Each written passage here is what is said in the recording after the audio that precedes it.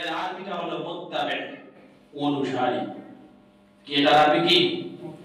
অনুসারী, মুত্তাবি, অনুসারী, যিনি কাউকে অনুসরণ করেন, এটা প্রকৃত আরবি হলো মুত্তাবি। শুনে রাখেন বিশ্ব মুসলিম, আমি আপনাদেরকে গুরুত্বপূর্ণ একটা বিষয়ে সংক্ষিপ্ত সময় কথা বলবো ইনশাআল্লাহ।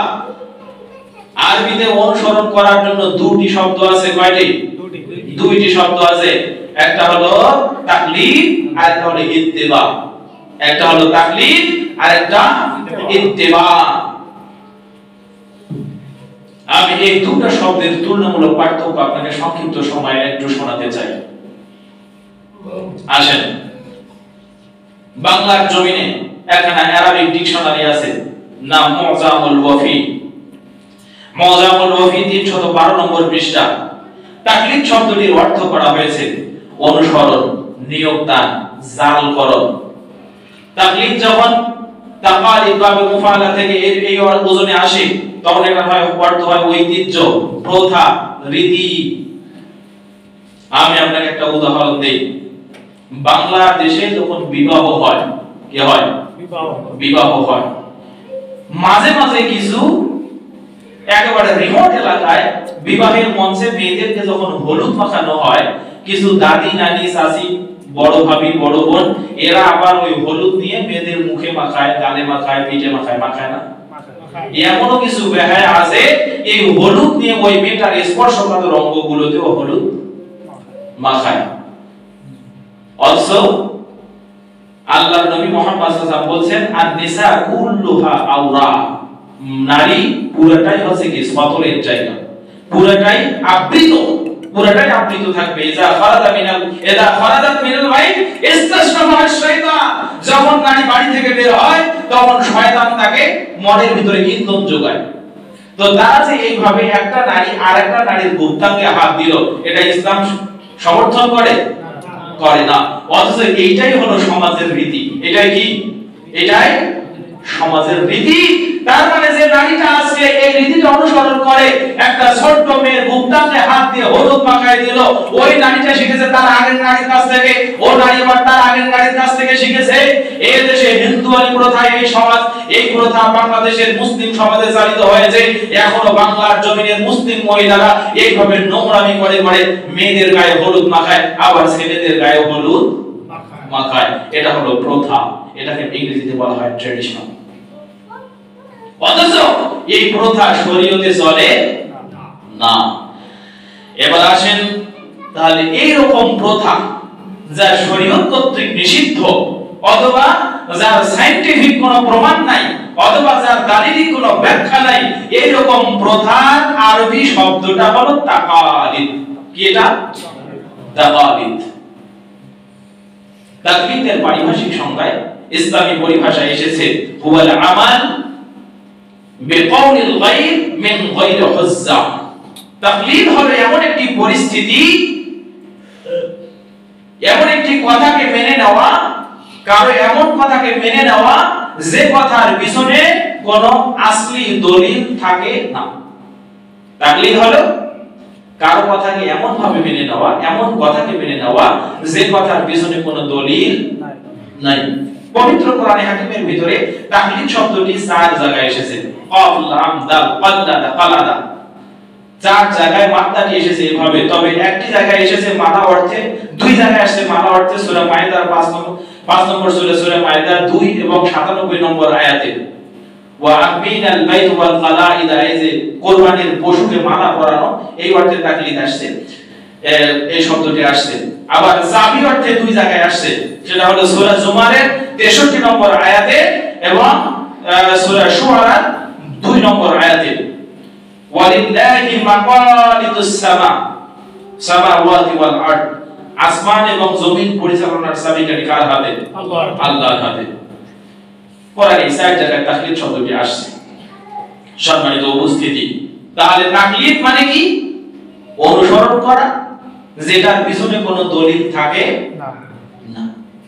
এবার আসেন, আর একটি আরবি শব্দ আছে অনুসরণের জন্য, সে শব্দটি হলো ইত্তিবা। কি বলেন তো? ইত্তিবাউন। তাবউন, তাবাইন, তাবউন মূল মাসদার। এই শব্দটি কিছুক্ষণ আগে যে ডিকশনারিটির নাম বলছিলাম মুজামুল ওয়াফি, এই ডিকশনারির 26 নম্বর পৃষ্ঠায় ইত্তেবা শব্দের অর্থ এসেছে। এটার অর্থ অনুসরণ, মান্যকরণ, অনুগত্য পালন, অনুকরণ, পশ্চাৎধাবন। পশ্চাৎধাবন ইত্তেবা যখন মুত্তাবি অর্থ আসে, অনুসরণকারী ইসমে ফাইল থেকে যখন আসে, তখন এটার অর্থ হলো এই ব্যক্তিটি এমন অনুসারী যে তার সামনের শায়েখকে দেখতে পাচ্ছে, ওই শায়েখ কেমনে কেমনে পা ফেলে, কেমনে হাঁটে, মাজা দোলে নাকি দোলে না, ঘাড় দোলে নাকি দোলে না, মাথা নিচু করে হাঁটে নাকি উপর করে হাঁটে, ঠিক যেভাবে সামনের ব্যক্তিটি হাঁটছে, যে ব্যক্তি পিছন থেকে তাকে হুবহু দেখে দেখে নিজেও ওইভাবে শায়েখের অনুসরণে পথ চলে, এই রকম হাকিকি প্রমাণ সমৃদ্ধ অনুসারীকে আরবিতে বলা হয় মুত্তাবিউন, অনুসারী। কথা বুঝলেন? জি। তাহলে আপাতত অনুমান করবেন ইত্তেবা মানে দেখে দেখে অনুসরণ করা। কি করা? দেখে দেখে অনুসরণ করা। সব কথা যদি ভুলে যান, অন্তত শব্দ দুটার অর্থ দুটো বাড়িতে নিয়ে যাবেন। ইত্তেবা মানে দেখে দেখে অনুসরণ করা। ইত্তেবার পরিভাষায় ওয়াফি ইসলাহাতিল ইসলামিয়া আল ইত্তিবা হুয়া ইত্তিবা'আন মা জা'a বিহি রাসূল সাল্লাল্লাহু আলাইহি ওয়াসাল্লাম মিনাল উমুরি ওয়ান নাওয়াহি মিন আল্লাহ সুবহানাহু ওয়া তাআলা।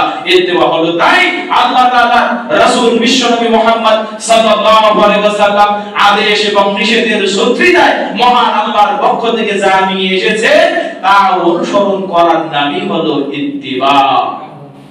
কি বুঝলেন? আল্লাহর নবী যা আদেশ হিসেবে পেয়েছেন আল্লাহর পক্ষ থেকে, আল্লাহর নবী যা নিষেধ হিসেবে পেয়েছেন আল্লাহর পক্ষ থেকে, এটা অনুসরণ করার নামই ইত্তিবা। এবার আপনাকে বলি, অন্তত একটি পার্থক্য আপনার কাছে পরিষ্কার হয়েছে না? তাকলিদ মানে এমন ভাবে অনুসরণ করা যার প্রমাণ নাই, আর ইত্তেবা মানে এমন ভাবে অনুসরণ করা যার প্রমাণ শুধু আছে না টাটকা আল্লাহর পক্ষ থেকে প্রেরিত। তাই না? আল্লাহর পক্ষ থেকে যা প্রেরিত এইটা অনুসরণ করার নাম হলো ইত্তেবা। আর আল্লাহর পক্ষ থেকে প্রেরিত হয় কি না এটাই জানি না, এইভাবে অন্ধ অনুসরণ করার নাম হলো তাকলিদ। এবার আসেন, আমরা কোনো পার্থক্যের কথা বলবো না, আমরা দেখি অতীতের সাহাবাগণ কিভাবে তাকলিদ এবং ইত্তেবার পার্থক্য করেছেন, জানার দরকার আছে না?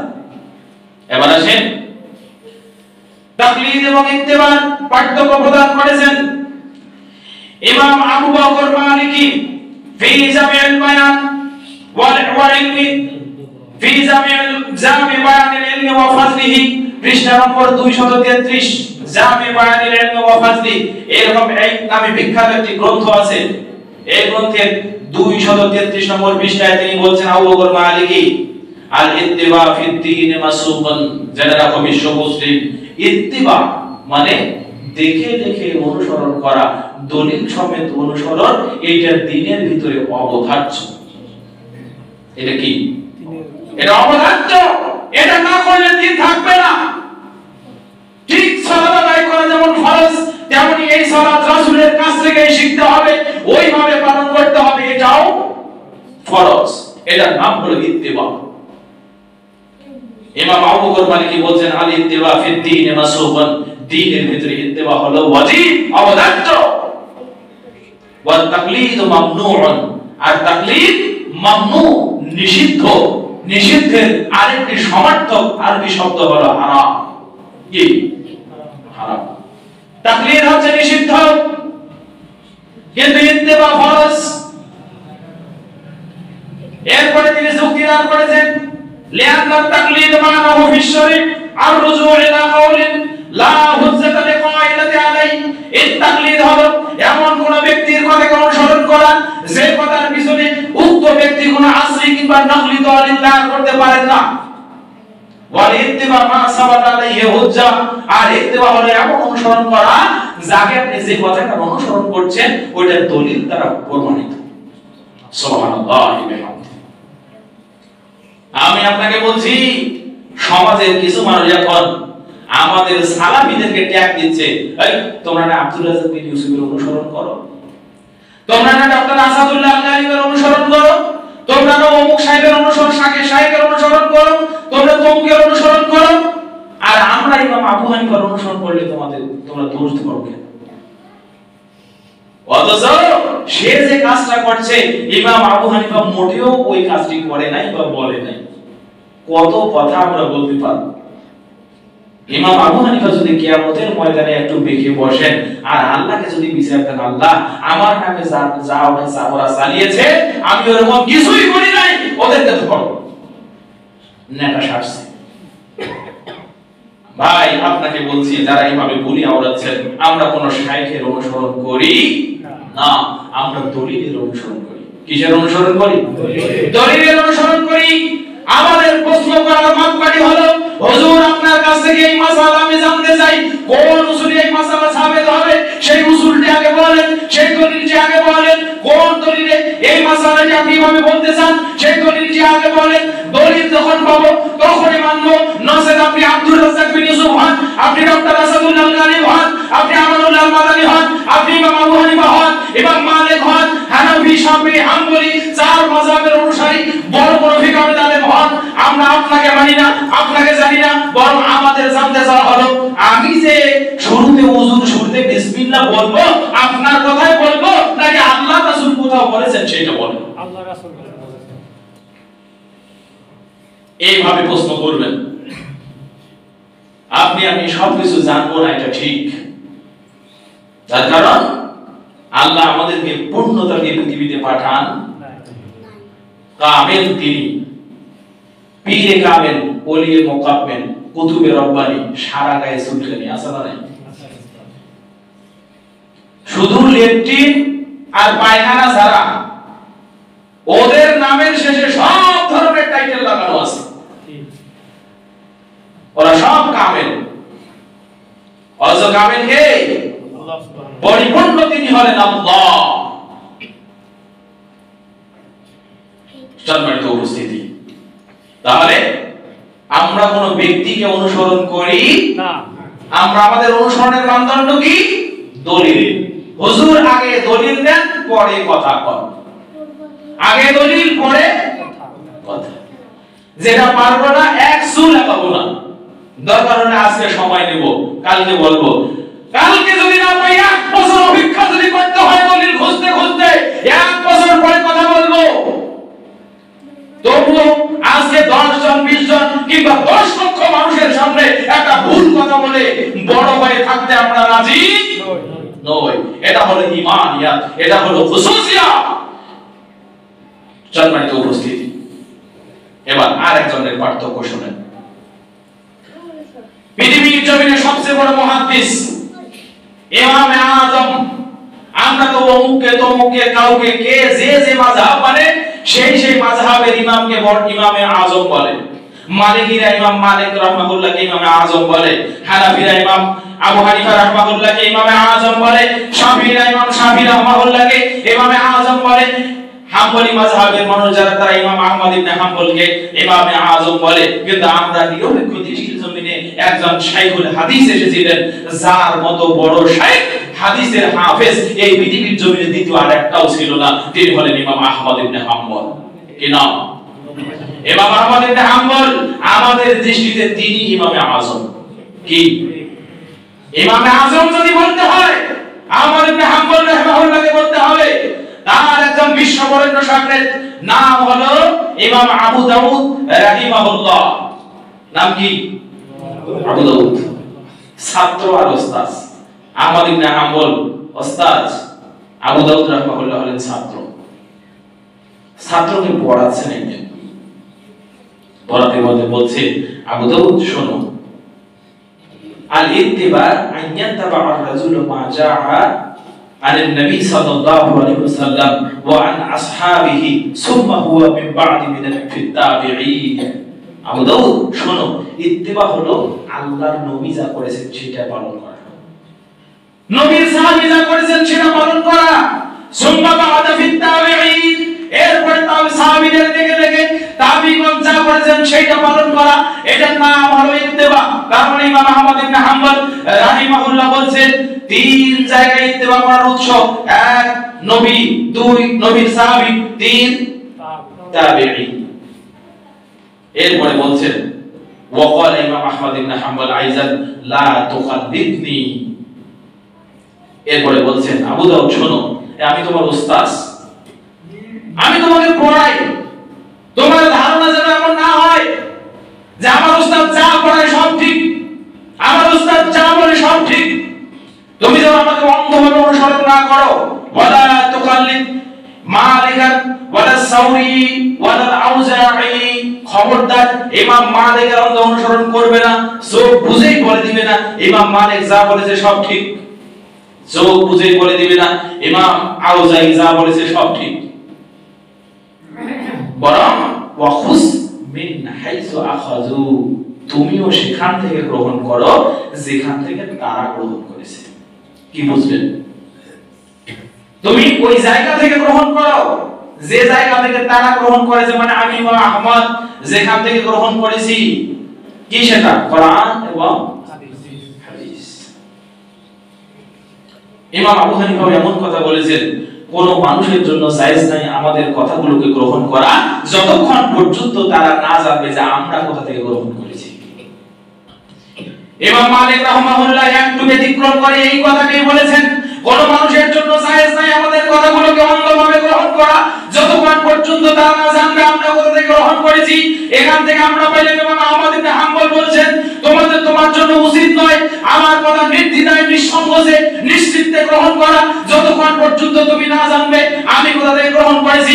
ইমাম শাফি, ইমাম মালিক, ইমাম আবু হানিফা, ইমাম আহমদ ইবনে হাম্বল চাইরো ইমাম একই কথা বললেন, আমাদের কথা নির্দ্বিধায় নিঃসংকোচে গ্রহণ করা তোমাদের জন্য ততক্ষণ পর্যন্ত জায়েজ নয় যতক্ষণ পর্যন্ত তোমরা জানবে না আমরা কোথা থেকে গ্রহণ করেছি। তার মানে কি? আমাদের সকলকে ফিরে যেতে হবে কোরআন এবং হাদিসের দিকে। সম্মানিত উপস্থিতি, আলোচনা কি লম্বা হচ্ছে ভাই? কতক্ষণ চলে? সম্মানিত উপস্থিতি, আপনাদের জন্য বলছি একটু ধৈর্য ধরে শুনবেন। এবার আসেন, আমরা পৃথিবীর জমিনে বড় হুজুর দেখলেই চোখ উল্টিয়ে ফেলি, বলি এই তো সারাদিন পড়াশোনা করে, এত পাঞ্জে ভরা নামাজে মসজিদে আসে, এর আমানতদারিতা ভালো, সত্য কথা বলে, সুতরাং ও যা বলে সবটাই ঠিক। আছে না? এরকম স্রোত আছে না? এরকম স্রোত আছে না? এরকম স্রোত আছে। আজ থেকে 1450 বছর আগে আল্লাহর নবীর সাহাবী হযরতে মুআয ইবনে জাবাল, কি নাম?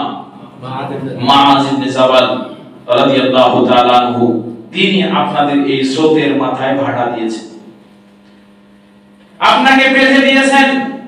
তিনি বলছেন ওয়া আম্মাল আলিম ইন ইহতাদাউ ফালা তুকাল্লিদহু দীনাকুম, তোমরা কোন আলেমের দ্বীনদারিতা সম্পর্কে নিশ্চিত হলেও তোমাদের দ্বীন মানার ক্ষেত্রে, দ্বীন জানার ক্ষেত্রে তাকে নিরঙ্কুশ মনে করবে না, তার অন্ধ অনুসরণ করবে না, বরং তার একটু আগে যে কথাটি বলছিলাম, হুজুর ফতোয়া আমি এটা চাই, কোন দলিলে দিলেন সেটা বলেন। আর হুজুর বলছে কিতাবের ভিতরে আছে। একদিন নবী হাইজা যায়, হরিণ একটা বান্দা ছিল গাছের তলায়, একটা জয়ীব বর্ণনা কোন কিতাবে যেন আছে। তারপরে আবার বলছে কি, হুজুর বলছে দেখেন কত মিথ্যা কথা, কিরকম হুব্বুল ওয়াতানি মিনাল ঈমান। হুজুর বলছে ক্বালান নবী সাল্লাল্লাহু আলাইহি ওয়াসাল্লাম হুব্বুল ওয়াতানি মিনাল ঈমান। আপনারা জানেন এটার অর্থ? হুব্বুল ওয়াতানি মিনাল ঈমান মানে দেশপ্রেম ঈমানের অঙ্গ। কথাটা সুন্দর না? কথাটা সুন্দর না? অথচ দেশ যদি ইসলামী না হয়, ওই দেশকে আল্লাহ তার নিজের পরিভাষায় বলেছে জালিমের রাজ্য। কিসের রাজ্য? রব্বানা আখরিজনা মিন হাযিহিল ক্বরিয়াতিল জালিমা আহলুহা। সূরা নিসার ভিতরে আছে না? আল্লাহ বলেন, হে আল্লাহ, আমাদেরকে এই দেশ থেকে বের করে দাও, যেই দেশ থেকে আল্লাহ তার নিজের পরিভাষায় বলেছে জালিমের রাজ্য। কিসের রাজ্য? রব্বানা আখরিজনা মিন হাযিহিল ক্বরিয়াতিল জালিমা আহলুহা। সূরা নিসার ভিতরে আছে না? অত্যাচারিত মানুষেরা, মাজলুম মানুষেরা আল্লাহর কাছে ফরিয়াদ করে, হে আল্লাহ এই জালিমের রাজ্য থেকে আমাদেরকে বের করো। ওয়া মা লাকুম লা তুকাতিলুনা ফি সাবিলিল্লাহ। আল্লাহর পরিভাষায় যেখানে জুলুম হয় সেই রাজ্যকে আল্লাহ বলছেন যে এটা জালিমের রাজ্য। আর আমরা কিনা জালিমের রাজ্যকে ভালোবেসে বলছি হুব্বুল ওয়াতানি মিনাল ঈমান। কি বুঝলেন? সরাসরি আল্লাহ ফতোয়ার বিপরীত। সেটা আবার হাদিস। আল্লাহ নবী মুহাম্মদ সাল্লাল্লাহু আলাইহি ওয়াসাল্লাম এই ধরনের শায়েখদের জন্য একটা চূড়ান্ত কথা বলেছেন। হযরত আমর ইবনে আল-আস রাদিয়াল্লাহু তাআলা আনহু قال রাসূলুল্লাহ সাল্লাল্লাহু আলাইহি ওয়াসাল্লাম বাল্লিগু আন্নি ওয়ালাউ আয়া ওয়া হাদিসু আন বানি ইসরাঈল ওয়ালা হারাজা ওয়া মান কাযাবা আলাইয়া মুতাআম্মিদান ফালিয়াতাবাওয়া মাকআদাহু মিনান নার। রাওয়াহুল বুখারী ও মুসলিম। আল্লাহর নবীর সাহাবী হযরত আব্দুল্লাহ ইবনে আমর ইবনে আল-আস রাদিয়াল্লাহু তাআলা আনহু তিনি বলছেন, আল্লাহর নবী সাল্লাল্লাহু আলাইহি ওয়াসাল্লাম বিদায় হজ্জের ময়দানে বলছেন, হে আমার সাহাবীরা শোনো, বাল্লিগু আন্নি ওয়ালাউ আয়া, আমার পক্ষ থেকে একটা হাদিস যদি জানো, একটা কথা যদি জানো, একটা টুকরা কথা যদি জানো, তুমি মানুষের সামনে পৌঁছে দাও যে রাখো ওয়া মান কাযাবা আলাইয়া মুতাআম্মিদান ফালিয়াতাবাওয়া মাকআদাহু মিনান নার। আমার চরিত্রে যায় না, আমি বলিনি এমন কথা যদি কেউ আমার নামে চালায় ওটা জাহান্নামের খড়ি। কি এটা? জাহান্নামের খড়ি। কিসের খড়ি? জাহান্নামের খড়ি। আল্লাহর নবী বলছেন আমি বলিনি। হাদিস তো বুখারী এবং মুসলিম দুই কিতাবে আছে। এছাড়াও মিশকাতুল মাসাবি কিতাবুল ইলমের প্রথম হাদিস এটা। দেখেন হযরত ওমর রাদিয়াল্লাহু তাআলা আনহু যখন তিনি খলিফাতুল মুসলিমিন, একদিন পথ চলতে চলতে আরেকজন আল্লাহর নবীর সাহাবী হযরত জিয়াদ বিন হুদাইর তেনাকে দেখে বলছেন, জিয়াদ হাল তারিফ মা ইয়াহদিমুল ইসলাম। জিয়াদ তুমি কি জানো ইসলাম কিসে ধ্বংস হবে? বললেন আমিরুল মুমিনিন ইন্নী লা আরিফু, আমি সেটা জানি না। এবার তিনি বলছেন ইয়াহদিমুহু সালাসা, তিন পরিস্থিতিতে ইসলাম ধ্বংস হবে। কয় পরিস্থিতিতে? তিন পরিস্থিতিতে ইসলাম ধ্বংস হবে। এক নম্বর ইয়াহদিমুহু জাল্লাতুল আলিম, পদস্খলিত আলিমের কারণে ইসলাম ধ্বংস হবে। তিন হুকম আইম্মাতিল মুদিল্লিন, পথভ্রষ্ট শাসকের কারণে ইসলাম ধ্বংস হবে। ওয়াজিদাতুল মুনাফিকি ফিল কিতাব, কিছু মুনাফিক কিতাবের বউ জানে না, অথচ এই কিতাব নিয়ে সমাজে ঝগড়া লাগিয়ে থাকে। কয় পরিস্থিতিতে ইসলাম ধ্বংস হবে? তিন পরিস্থিতিতে। প্রথম পরিস্থিতির নাম হলো পথভ্রষ্ট আলেম। কি? পথভ্রষ্ট আলেম। আরে হুজুর এমন লক্ষ টাকা ছাড়া আসে না, প্লেন ছাড়া ওড়ে না, লক্ষ টাকার গরু, মুখ দিয়ে বের করে ওই সব কথাবার্তা। নাউযু বিল্লাহি মিন যালিক। হুজুরের কি বলাই, যখন বক্তব্য দেয় মনে করে আমি সারা পৃথিবীর সব মূর্খ। আমাদেরকে গালি দেয় আহলে খবিশ। কি গালি বলেন? খবিশ মানে তো শয়তানের অপর নাম, তাই না? আল্লাহ নবী মুহাম্মদ সাল্লাল্লাহু আলাইহি ওয়াসাল্লাম বলছেন, মক্কাবাসী তোমরা কি দেখেছো আল্লাহ তাআলা কিভাবে আমাকে মক্কার কুরাইশদের গালি থেকে নিরাপদ করেছেন? ইয়ামানুনা ওয়া ইয়াশতুমুনা মুজাম্মামান ওয়া আনা মুহাম্মদ, তারা গালি দেয় ঘৃণিত নিন্দিত শয়তানকে, আর আমি তো মুহাম্মদ, আমি প্রশংসিত। সুবহানাল্লাহ ওয়া বিহামদিহি। ঠিক সেই পরিস্থিতি আজকে পৃথিবীর জমিনে এসেছে। আমরা যে মুহূর্তে বলি ক্বাল আল্লাহ, বলেছেন কে? আল্লাহ। আমরা যে মুহূর্তে বলি ক্বাল রাসূলুল্লাহ, বলেছেন বিশ্বনবী মুহাম্মদ সাল্লাল্লাহু আলাইহি সাল্লাম, কিছু মানুষের গায়ে এমন যারা ধরলো, ও আবার আহলুল হাদিসকে না গালিয়ে আহলে খবিশকে গালালো, শয়তানকে গালালো। আমরা তো আহলুল হাদিস, আমরা আহলুল কোরআন। তার কারণ আল্লাহ তাআলা কোরআনকে হাদিস বলেছেন। কি বলেছেন? কোরআনকে হাদিস বলেছেন। আর মূর্খরা বলে হাদিস নাকি নতুন শব্দ। এই শব্দ হাদিস নাকি নতুন শব্দ, ও কোরআনে হাদিস খুঁজেই পায় না।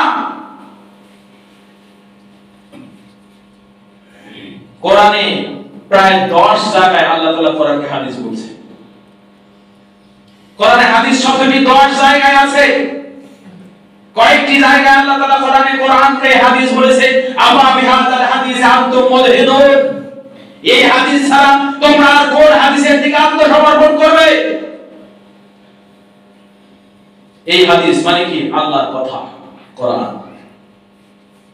অথচ হাদিস শব্দ নাকি নতুন শব্দ, বলে আহলুল হাদিস, এটাই তো বিদআত। নাদাম, তুমি জানো বিদআত কি? নাদাম, তুমি জানো বিদআত কি? নাদাম, তুমি জানো বিদআত কি? বিদআত হলো দ্বীনের ভিতরে সওয়াবের নিয়তে আল্লাহর সন্তুষ্টির আশায় যখন কেউ অতিরিক্ত আমল করে অথচ তার উসুল কোরআন এবং হাদিসে খুঁজে পাওয়া যায় না, এটার নাম বিদআত। ও নাদাম আবার চোখ বুঝে বলে ফ্যানও বিদআত, ও নাদাম চোখ বুঝে বলে মোবাইলও বিদআত, ও নাদাম চোখ বুঝে বলে ঘড়িও বিদআত, এরোপ্লেনও বিদআত, জাহাজও বিদআত, মানে পৃথিবীতে যা আছে সবই বিদআত। ও নাকি যে লুঙ্গি পরে সেটাও বিদআত। তা তোমারটা আগে খোলো। আস্তাগফিরুল্লাহ রাব্বি। এজন্য বলছিলাম হযরত মুআয বিন জাবাল রাদিয়াল্লাহু তাআলা আনহু বলছেন,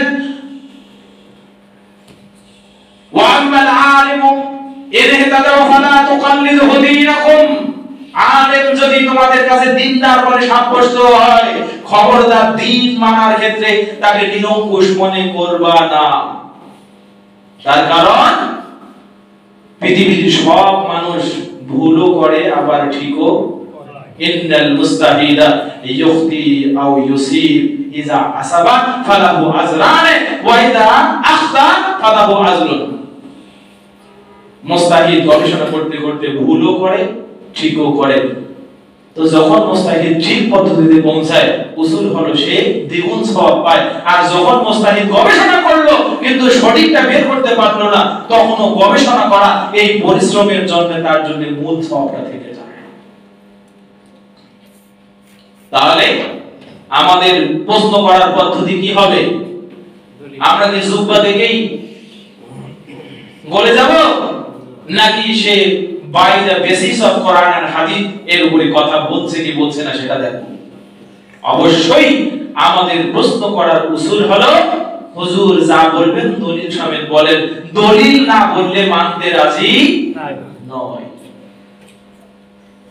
সম্মানিত উপস্থিতি, এবার আসেন যারা তাকলিদ করে তারা কেমন, তাদের কয়েকটি বৈশিষ্ট্যের কথা আমি বলে যাই। যারা তাকলিদ করে, আমি এতক্ষণ পর্যন্ত তাকলিদ এবং ইত্তিবা তুলনামূলক কিছু পার্থক্যের কথা বললাম। যে ব্যক্তিরা তাকলিদ করে তারা কেমন জানতে চান না? দেখেন, তাকলিদ যারা করে এক নম্বরে তারা বিদআতি। তারা কি? বিদআতি। দেখেন এই কথাটি আসছে জামিউ বায়ানিল ইলমি ওয়া ফাজলিহি, এটা পৃষ্ঠা নম্বর 149, সেখানে আসছে। ওয়াকালা ইমাম আল্লামা জালালউদ্দিন সুয়ুতি রাহমাহুল্লাহ। জালালউদ্দিন সুয়ুতি রাহমাহুল্লাহ যিনি মৃত্যুবরণ করেছেন 911 হিজরিতে। ওয়াল্লাযী ইউজিবু আইয়াকুলু কুল্লু মান ইনতাসাবা ইলা ইমামিন গায়রু রাসূলুল্লাহ সাল্লাল্লাহু আলাইহি ওয়াসাল্লাম ইউআলি আলা যালিক ওয়া ইয়কাwi আলাইহি ফাহুয়া মুবতাদিউন খারিজুন আনিস সুন্নাতি ওয়াল জামাআহ সাওয়াউন কানা ফিল উসুল ওয়াল ফুরু। এই কথাগুলোর অর্থ হলো পৃথিবীতে কোনো মানুষ যখন আল্লাহর নবীর কথা ছাড়া আল্লাহর নবীর কথা মতো অন্য মানুষের কথাকেও অনুরূপ দামি মনে করে, আল্লাহর নবী যা মনে বলেছেন সেটাকেও তারা দামি মনে করে, কিন্তু নবীর মতো কথা অন্য কেউ বলতে পারে এরকম যারা মনে করে, তিনি বলছেন ফাহুয়া মুবতাদিউন, এই ব্যক্তিটি হলো বিদআতি খারিজুম মিনাস সুন্নাতি ওয়াল জামাআহ, বৃহত্তর মুসলিম জামাআত এবং আহলুস সুন্নাতের আকীদা থেকে এই ব্যক্তিটি বহিষ্কৃত। তাহলে এটা গেল এক নম্বর বৈশিষ্ট্য। এরা কি? এরা বিদআতি। আপনি কার কথা বলছেন একটি উদাহরণ আপনাকে দেই। দেওবন্দ মাদ্রাসার প্রতিষ্ঠাতা শিরোধার্য একজন আলেম, নাম হলো কাসেম নানুতবি। কি নাম? তেনাকে ভারতবর্ষে একটি মাসআলা জিজ্ঞেস করা হয়েছিল, আপনি এই ঘটনাটি পাবেন জুবাইর আলী সাইয়ের লেখা আহলুল হাদিস একটি বৈশিষ্ট্যগত নাম। এই বইয়ের ঠিক মাঝামাঝি একটি ঘটনা তিনি এনেছেন। ভারতবর্ষে তাকে কোন একটি প্রশ্ন করা হয়েছিল, উনি ওখানে রেফারেন্স দিয়েছেন। এই প্রশ্নের আদলে তিনি বলছিলেন, এই কথা আমরা মানতে রাজি তখনই যদি কথা ইমাম আবু হানিফার মাসলাক অনুযায়ী প্রমাণিত হয়। নাউজুবিল্লাহ। অথচ একজন আলেম মানুষের কথা এমন হওয়া উচিত ছিল, এই কথা আমরা মানতে রাজি তখনই যদি কথা আল্লাহ এবং রাসূলের কথা দিয়ে হয়। ঠিক না?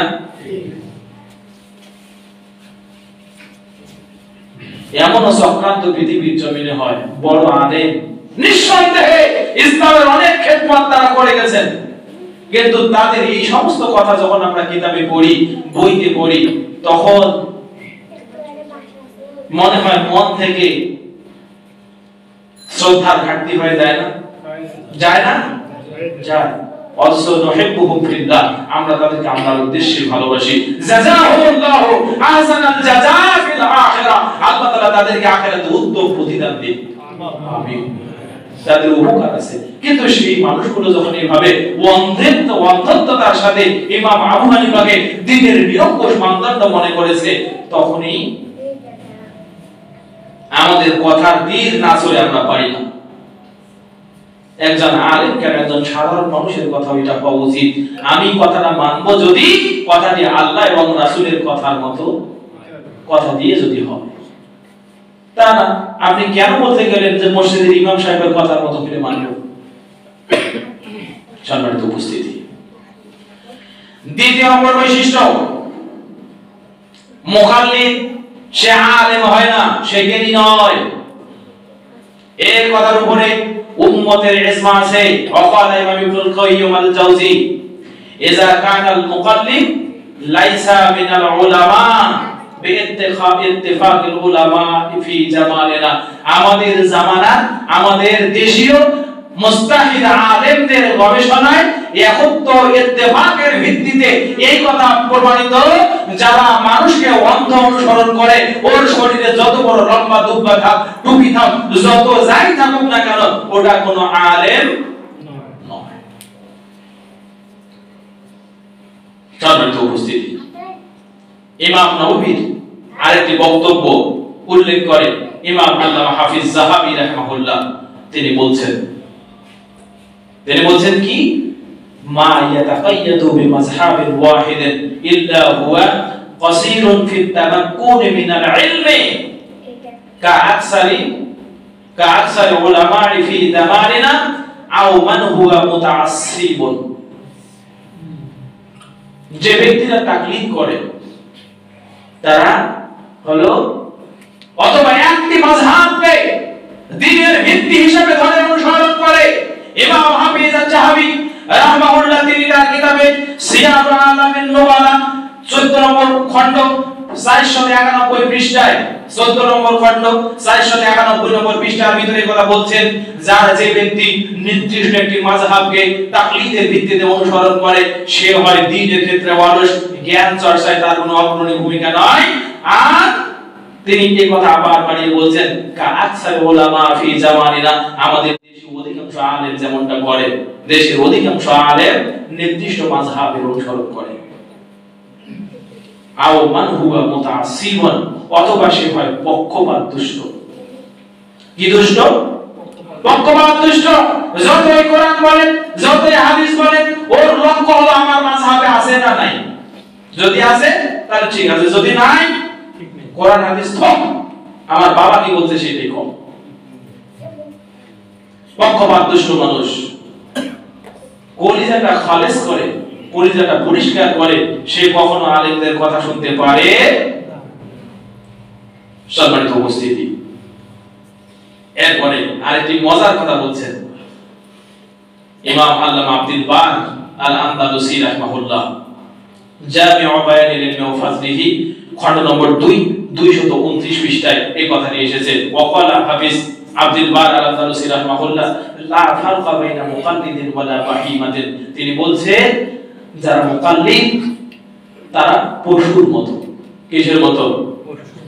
পশুর মতো, যে পশু যেমন না বুঝেই খায়, শুধু বুঝে পেট যতক্ষণ ভরে নাই তখন হারাম হোক হালাল হোক, ঠিক হোক বেঠিক হোক, জায়েজ হোক না জায়েজ হোক, সব খাবো, পেট পূর্বে সন্তান সবাই আবার পরিবের ঘরে গিয়ে ঢুকবো। তেমনি যে মানুষ কোরআন হাদিসকে প্রাধান্য না দিয়ে নির্দিষ্ট একজন আলেমের অনুসরণ করে, এই মানুষটি আর ওই পশুর ভিতরে কোনো পার্থক্য নাই। এই কারণে ওর কাছে যতই আপনি কোরআন হাদিস বলেন, ও আগে লক্ষ্য থাকে বাবা কোনটা গ্রহণ করছে সেটা, ঠিক না? আজ যতই বলি ভাই এটা তো কোরআনের কথা, এটা তো সহিহ হাদিসের কথা, তুমি একটু গ্রহণ করো, আল্লাহ তোমাকে মঙ্গল দিবেন। ও বলছে রাখো, এতদিন আমার বাবা ভুল করছে, এতদিন আমার হুজুর ভুল করছে, এতদিন আমার মাযহাবের সব মানুষ ভুল করেছে। তাহলে আমাদের অনুসরণের মূল মানদণ্ড কি হবে বলেন? কি হবে? কোরআন হাদিস যেখানে, কোরআন হাদিস নাই যেখানে, আমরাও আফ্রিকার জঙ্গলে গিয়ে দেখছি বাঘ এসে বলছে, বাঘকে বলছে এই বাঘ, আমি বাংলাদেশ থেকে ওই দরবার শরীফ থেকে আসছি, রাতের বেলা এখানে আসি, খবরদার আমার যত সাংকেত আছে কাউকে কোনো আসর দিবি না। দেখা গেল বাঘগুলো একদিকে কাঁদতে কাঁদতে বের হয়ে যাচ্ছে। বাঘ আবার সুবহানাল্লাহ আলহামদুলিল্লাহ আল্লাহু আকবার জিকির করতেছে, এটা আবার বিশ্বাস করতেছে। অথচ আল্লাহ বলেন ওয়ালাকিন লা তাফকাহুনা তাসবিহাহুম তুসাব্বিহু লিল্লাহি মা ফিস সামাওয়াতি ওয়াল আরদ ওয়া ইন মিন শাইইন ইল্লা ইউসাব্বিহু বিহামদিহি ওয়ালাকিন লা তাফকাহুনা তাসবিহাহুম। আল্লাহ বলেন আসমান এবং জমিনে যা কিছু আছে সব তাসবিহ করে কার? আল্লাহ। ওয়া ইন মিন শাইইন ইল্লা ইউসাব্বিহু বিহামদিহি, পৃথিবীর জমিনে আসমানে এমন কোন সৃষ্টি নাই যা আল্লাহর তাসবিহ করে না। ওয়ালাকিন লা তাফকাহুনা তাসবিহাহুম, কিন্তু তোমরা তাদের তাসবিহর ভাষাগুলো জানো না, বুঝো না। আল্লাহ বলছে তোমরা গরুর তাসবিহ বুঝতে পারো না, আল্লাহ বলছে তোমরা বাঘের তাসবিহ বুঝতে পারো না, আর হুজুর বলছে আমার বাবা বাঘের তাসবিহ বোঝে। কোনটা ভালো? কোনটা ভালো বলেন? সম্মানিত উপস্থিতি, এই জন্য হুজুর দেখলেই পীরে কামেল ওলিয়ে মোকাম্মেল মনে করা যাবে না, এটা আরেক ধরনের হারাম পন্থা। এবার আসেন, পৃথিবীর জমিনে যত মুস্তাহিদ আলেম ছিলেন কেউ মুকাল্লিদ ছিলেন না। পৃথিবীর জমিনে যত মুস্তাহিদ আলেম ছিলেন কেউ মুকাল্লিদ ছিলেন না। তার আগে কিংবা পরে অথবা তার 100 বছরের আগে গণপরিধানযোগ্য আলেমকে তারা তাকলিদ করেননি, ওইভাবে অন্ধ অনুসরণ করেননি। প্রমাণ শাইখুল ইসলাম, শাইখুল হাদিস, হাফেজ ইমাম ইবনে তাইমিয়া রাহিমাহুল্লাহকে, যিনি 728 হিজরিতে মৃত্যুবরণ করেছেন, তাকে জিজ্ঞেস করা হয়েছিল ইমাম বুখারী, ইমাম মুসলিম, ইমাম আবু দাউদ, তিরমিজি, নাসাই, ইবনে মাজাহ, তারপরে আন্দালুসি, দারিমি, বাজ্জার, দারাকুতনি, বাইহাকি, ইবনে খুজাইমা সহ অসংখ্য নাম না জানা মুহাদ্দিস তারা কি নির্দিষ্ট কোন ইমামের তাকলিদ করেছে কিনা? শাইখুল হাদিস ইমাম ইবনে তাইমিয়া, শাইখুল ইসলাম ইমাম ইবনে তাইমিয়া রাহিমাহুল্লাহ বলছেন, তিনি প্রশংসা করলেন এভাবে, আলহামদুলিল্লাহি রাব্বিল আলামিন আম্মাল বুখারী ওয়া আবু দাউদ ফা ইমামান ফিল ফিকহ। জেনে রাখো, তোমরা যারা প্রশ্ন করেছো যে এই পরিধানযোগ্য মুহাদ্দিসগণ পৃথিবীর এনাদের আগে ইমাম আবু হানিফার অনুসরণ করছে কিনা, ইমাম মালিকের অনুসরণ করছে কিনা, এনাদের জন্মের আগে কিন্তু আবু হানিফার জন্ম রাহিমাহুল্লাহ। তো স্বভাবতই ওই সময় গোটা কুফা ইমাম আবু হানিফার দিকে ঝুঁকেছিল। তাকে যখন প্রশ্ন করা হলো যে এরা ইমাম আবু হানিফা বা অন্য কোন ইমামের অনুসারী ছিল কিনা, তখন শাইখুল ইসলাম ইবনে তাইমিয়া রাহিমাহুল্লাহ বলছেন, মাজমু ফাতওয়া 20 নম্বর খণ্ড 39 এবং 40 নম্বর পৃষ্ঠায় কথাটি এভাবে এসেছে। তিনি বলছেন, আলহামদুলিল্লাহি রাব্বিল আলামিন, প্রশংসা কার?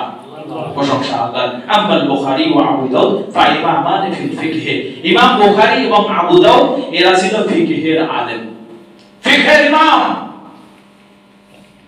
মিন আহলিল ইজতিহাদ, এরা মুস্তাহিদ ছিলেন এই দুইজন। তারপর তিনি মুহাম্মদ মুসলিম والترمذي والنسائي وابن ماجه وخزيمة وابو يعلى والبزار ونحوهم এরূপ আরো যে কয়জন মুহাদ্দিসের নাম তোমরা পড়েছো এরা সবাই ফাহুম আলা মাযহাব আহলে হাদিস। আলহামদুলিল্লাহ বলেন, জোরে বলেন, জোরে। ফাহুম আলা মাযহাব আহলে হাদিস, এরা ছিল সবাই আহলুল হাদিস মাযহাবের। কোন মাযহাবের? এখন বলবেন হুজুর আপনি ফের আহলুল হাদিসকে একটা মাযহাব বানাইলেন? মাযহাব মানে তো মত, তাই? আপনি যেমন আজকে বলছেন আমরা সালাফি, সালাফি মানে আমাদের বেসিস হলো মুহাম্মদ সাল্লাল্লাহু আলাইহি ওয়াসাল্লাম, আমাদের বেস হলো আল্লাহর নবীর সাহাবী, আমাদের বেস হলো তাবি, আমাদের বেস হলো তাবি, আমাদের বেস হলো আইম্মায়ে মুস্তাহিদিন। তার মানে আপনি যাই করেন এটাও কিন্তু একটা কর্নার হয়ে গেল না? আমরা সালাফি, সালাফি মানহাজ, এই অর্থে এখানে মাযহাব বলা হয়েছে। কোন অর্থে? স্বাভাবিক অর্থে। তিনি বলছেন এরা সবাই ছিল আহলুল হাদিস মানে সালাফি।